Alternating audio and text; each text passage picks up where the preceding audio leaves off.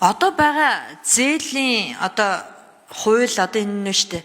Зээл авж байгаа хүнийг хамгаалж байгаа биш, зээл өгж байгаа байгууллага юг хамгаалж байгаа тийм хууль байгаад байгаа байхгүй юу?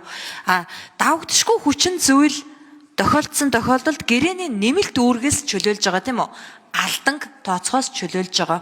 Гэтэл нөгөө хүн нь одоо чинь малчны зээл дээр ярихад 1 жилээр зээлийг хойшлуулсан ч гэсэн тэр хүн чинь 1 жилийн дотор малжиж чадахгүй байхгүй юу? Зүгээр өөр бизнес дээр бол болох л баг. Тэнгууд тэр малчин дахиад зээлээ төлж чадахгүй хэмжээнд ороход тэр шууд муу зээлийн ангилал руу явчихж байгаа юм. Тэгэхээр Бачуур гишүүнээ сая хэлдэг дээр тэр давлшгүй хүчин зүйлийг яг энэ тохиргоон дээр нь өөрчлөх юм байгаа юу? Хэрвээ байхгүй бол дараагийн удаа энийг санаачилж хамтарч явуулахад бэлэн байгаа шүү гэж хэлье. За инквайрийн Бачуур гишүүн нэмэлт хариулт өгье. Ер нь одоогийн үйлчилж байгаа тогтолцоо болоо таны хэлж байгаа зөвлөлтөө одоо банк санхүүгийн байгууллага илүү давуу хэрэгтэй байгаад байдаг. Яагаад гэвэл нөгөө нэг зээлдэгч бүх мэдээлэл нь нэг том банкнд байдаг.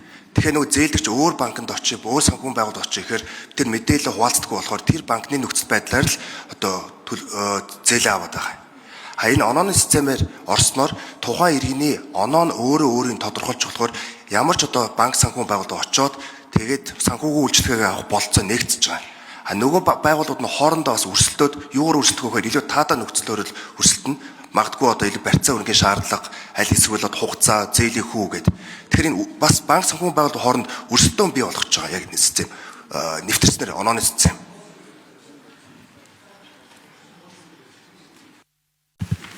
За их 50 дэдэр хэлэгч. Ажлын хэсгийн 9 дугаар микрофон. Мөнх хойсглын гишүүний асуултанд нэмээд тодруулахад малчны зээл маань өөрөө арилжааны банкнаас олгогдохдоо даатгалтай олгогдож байгаа. Зээлийн эрсдлийн даатгалтай.